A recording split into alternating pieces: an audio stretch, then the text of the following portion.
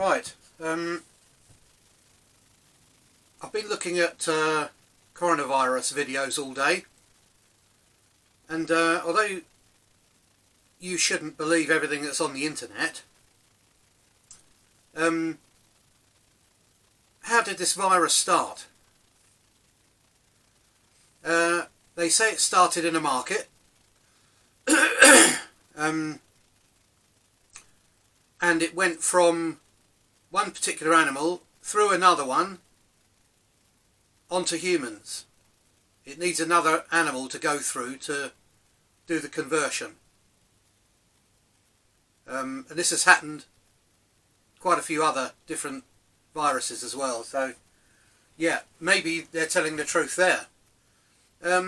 Some people have said that there's a lab near that town, Wuhan, that produces these viruses for other countries' medical systems to work on. In other words, they produce a virus and they sell it to another place. You know, who's funding this? If it's the bunch that says there's too many of us, and quite a few people have said this, including Rothschilds and Soros, and not necessarily them too, but that particular group of people, they can see everything going downhill. And although nothing's been said about it whatsoever, I've got a feeling that one day we're going to see something like this, and this is the way to go. Nuclear blast, we're going to know where that came from. Chemical weapons, we're going to know where that came from. So, you know, where is this going exactly? This virus thing would be ideal for them. And which brings us back to England, the UK. Government says, oh, 100,000 people have died, just without even batting an eyelid. As if they're thinking, oh, well, that's a small price to pay. You know, let's not bother telling everyone to wear masks. Let's not bother shutting supermarkets. Let's not bother shutting schools. Just let it go. You know, one person comes in with it, and then, sorry, it's quite cold out here. And basically, you know, where's that? What, you know, why are they so blasé about that? It's not, oh my God, 100,000 people are going to die, better do something about it. Okay, they are doing things about it, but I certainly haven't seen anything here.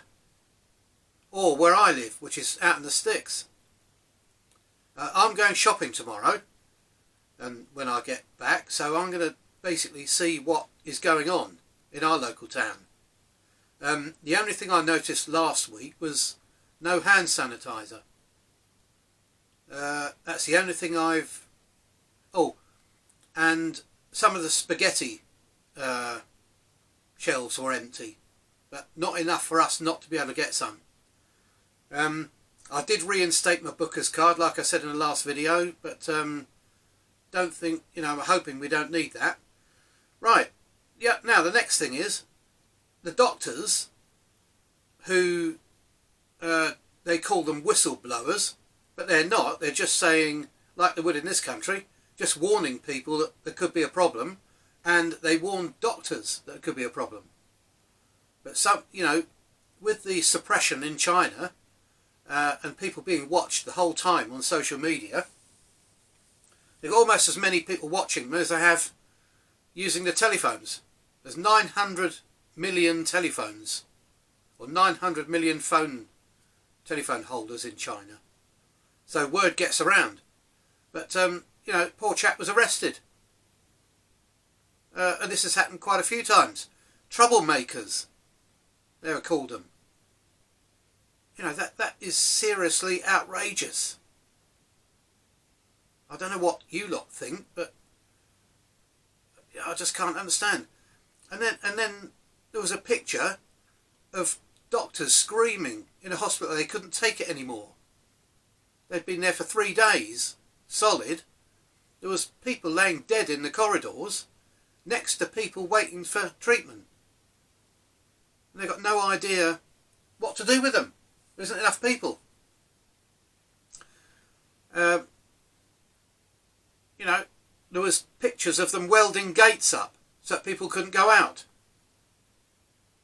A video of them actually welding gates. This is real video taken by people on telephones saying, oh my God, look at them. Lots of police welding up people's locks and things so they couldn't get out.